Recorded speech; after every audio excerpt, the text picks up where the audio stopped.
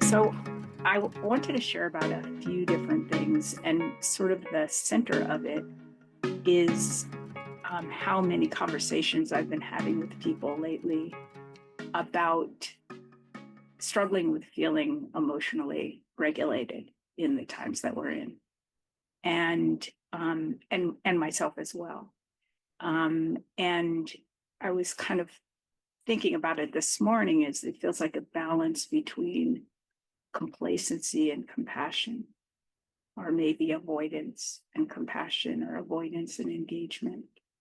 So I wanted to explore that a little bit with you, and also just to, I think so much of the time in practice, a lot of what we learn is that we share so much, and we're not alone in our experience, which is really comforting and offers a lot of solace. So um, hopefully, hopefully you'll feel that way. So, so I wanted to share a little bit, or use this case as a little bit of a basis for talking. So this is a really pretty famous koan. You've probably heard it before. It's from the Blue Cliff Record, and it's case 89, Ungan's Hands and Eyes. Ungan asked Dogo, how does the Bodhisattva Kanzeon, or Avalokitesvara Bodhisattva, use all that many hands and eyes? Dogo answered, it's like a man, or a person, in the middle of the night reaching behind their head for a pillow. Gon said, I understand. Go said, how do you understand? Gon said, the whole body is the hand and eye. Go said, that's very well expressed, but it's only 8/10 of the answer. Gon said, how would you say it, elder brother? And Go said, throughout the body, hands and eyes. In looking at a couple of commentaries about this, I found something that I had never heard this expressed. And this is from Tim Burkett, who has been a senior guiding teacher at Minnesota Zen Center. And actually, I was thinking about when we were in Japan, I met somebody from this same center when I was looking at it online. I saw his picture. Really nice guy. So that was kind of fun to see him. So I just want to read this to you. I had never heard it before. Avalokitesvara is the bodhisattva. His vows never to rest until he has freed all beings from their emotional suffering. Despite strenuous effort, he realizes that he can only reach out to some of them. After struggling to meet the needs of so many, he gets a tremendous headache, and his head splits into 11 pieces. Buddha then gives him 11 heads with which to hear the cries of the suffering and reach out to all of them. He tries to reach out to all who need aid, but finds his 2 arms shattered into pieces. Once more, Buddha comes to his aid and gives him 1,000 arms to help folks. With all these arms, hands, and addition eyes, he can now embrace everyone. Not knowing whether he will be effective at supporting or connecting, he reaches out. When he does this, he is not split by different thoughts about being a good enough helper, or how long it takes. He is just naturally extending himself. To do this effectively, he must allow his measuring, judging mind to descend into his heart, so he can act from his heart mind. And so we have that word shin in Japanese, heart mind.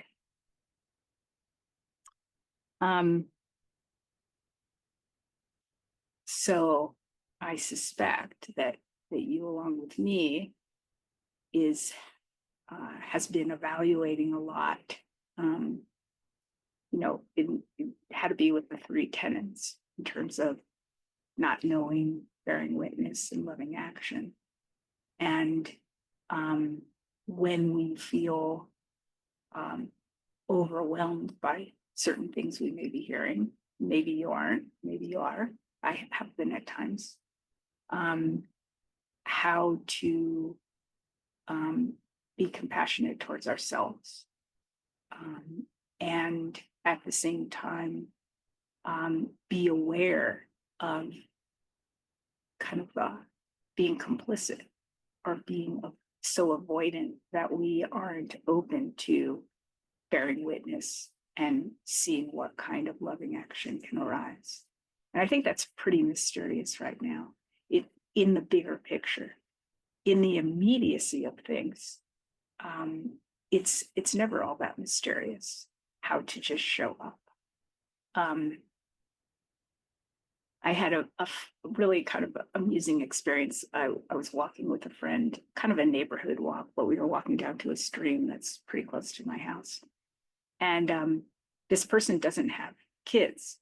And there was sort of this it was almost like a hornet's nest of buzz of boys that were behind us, kind of getting closer and closer as we were walking to the place on the stream. And I could kind of feel my friend's anxiety. And I just said, they're just kids.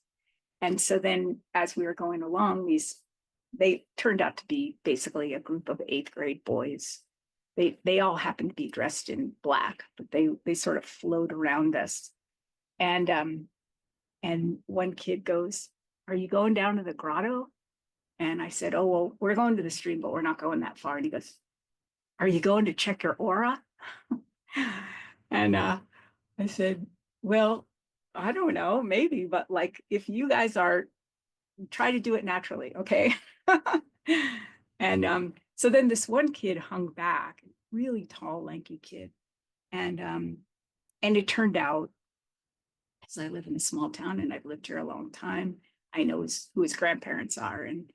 And his mom is actually the same age as my son. So his mom's made different choices. My son doesn't have any kids, and this kid is like 13 years old.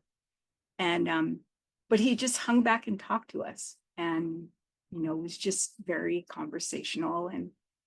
And then his friends had gotten ahead, and he goes, "Okay, well, really nice visiting with you." And he goes running up to meet his friends, and as he's running up, he's going, "I was just trying to be nice." His friends are probably going, "Why are you talking to these two old people?" But just the natural compassion. Didn't appear to take a bunch of thoughtfulness on his part. He just saw us and something familiar, and extended himself, naturally, like reaching behind our head for a pillow in the night. We don't have to think about it. It just is instinctual, just to take care. So I wanted to bring up also mindful self-compassion in this context,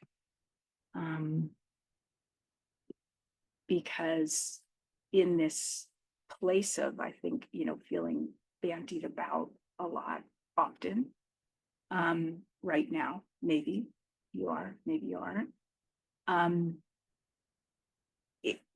We tend to, I think we retreat, and we tend to resource ourselves in, probably tend towards a little bit of an escapist kind of way to do that. And that's fine, too. And I just wanted to sort of bring up those elements of mindful self-compassion, which really do include a lot of awareness as well. So the first being just mindfulness, just being awake to what's happening in the moment.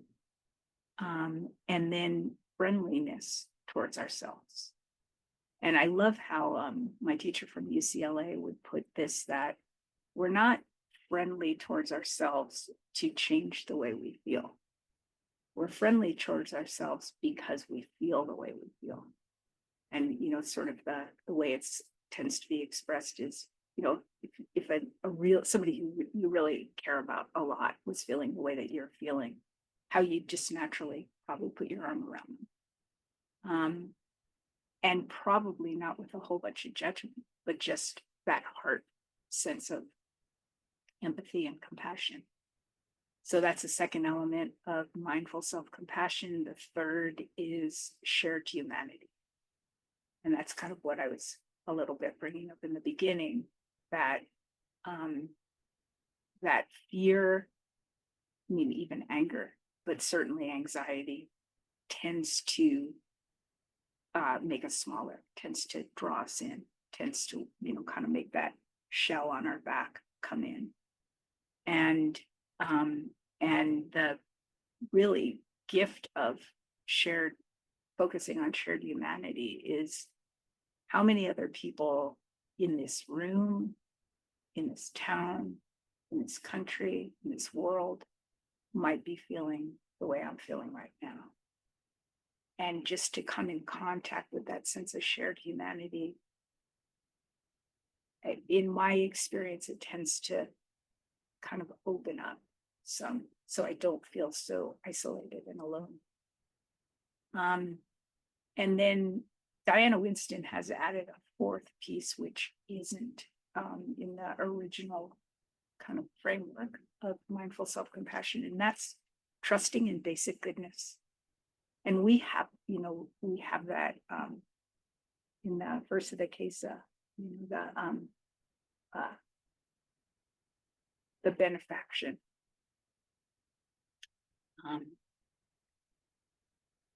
Trusting in our basic goodness and trusting in basic goodness. And so, sort of resting into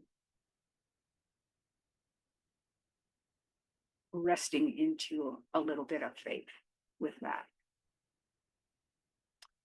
I wanted to share a couple of comments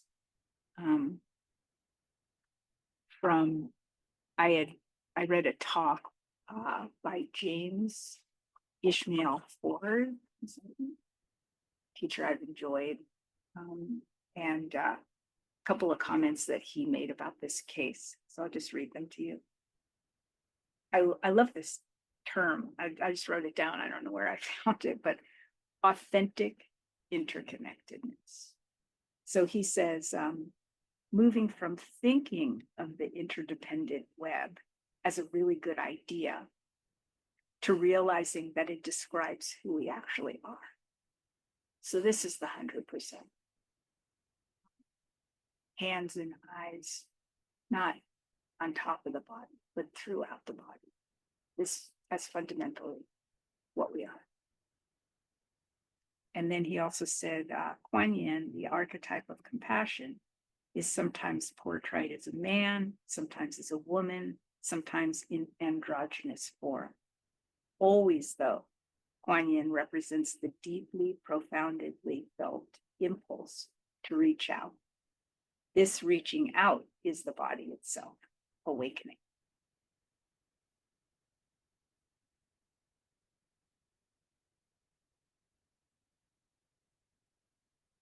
%. Those hands and eyes are our body, no separation. And then one last quote from him. The universal comes to be known in the only place it can be known, in each particular instance, in each particular person, in this particular permeation of the great mess. In this great particular permutation of the great mess.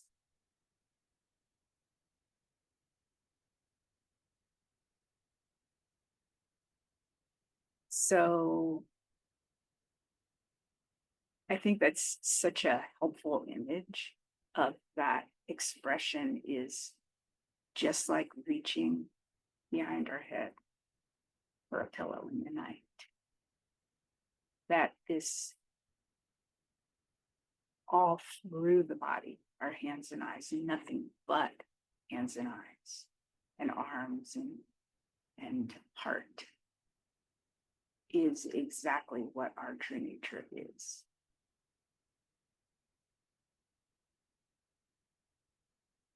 And it's the true nature of everything else, even when it doesn't look like that. And it's important to exercise discernment And it is a conundrum right now of what is loving action, what what to me it feels like this razor's edge of um really being fearful of being complacent,